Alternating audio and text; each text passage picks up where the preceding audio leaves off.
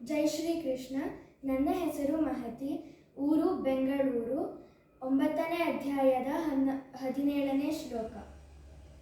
ಪಿತಾಹಮಸ್ಯ ಜಗತೋ ಮಾತಾ ಧಾತಾ ಪಿತಾಮಹಃ ವೇದ್ಯಂ ಪವಿತ್ರಮೋಂಕಾರ ಋಕ್ಸಾಮಯಜುರೇವ ಚ.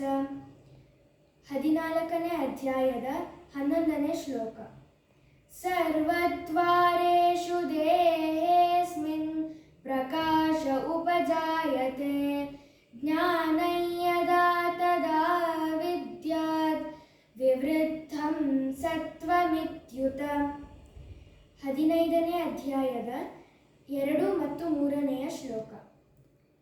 ಅಧಶ್ಚೋರ್ಧ್ವಂ ಪ್ರಸೃತಾಸ್ತಸ್ಯ ಶಾಖಾ ಗುಣಪ್ರವೃದ್ಧಾ ವಿಷಯಪ್ರವಾಲಾಃ ಅಧಶ್ಚ ಮೂಲಾನ್ಯನುಸಂತತಾನಿ ಕರ್ಮಾನುಬಂಧೀನಿ ಮನುಷ್ಯಲೋಕೆ ನ ರೂಪಮಸ್ಯೇಹ ತಥೋಪಲಭ್ಯತೆ ನಾಂತೋ ನ ಚಾದಿರ್ನ ಚ ಸಂಪ್ರತಿಷ್ಠಾ ಅಶ್ವತ್ಥಮೇನಂ ಸುವಿರೂಢಮೂಲಂ ಅಸಂಗಶಸ್ತ್ರೇಣ ದೃಢೇನ ಚಿತ್ವಾ. 16ನೇ ಅಧ್ಯಾಯದ 23ನೇ ಶ್ಲೋಕ.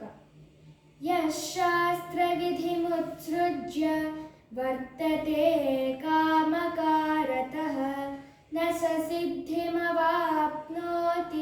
ನ ಸುಖಂ ನ ಪರಾಂಗತಿಂ. 17ನೇ ಅಧ್ಯಾಯದ 2ನೆಯ ಶ್ಲೋಕ.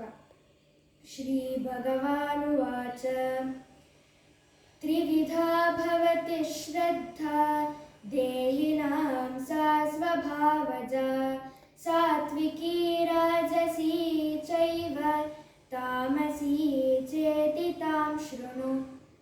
ಧನ್ಯವಾದ.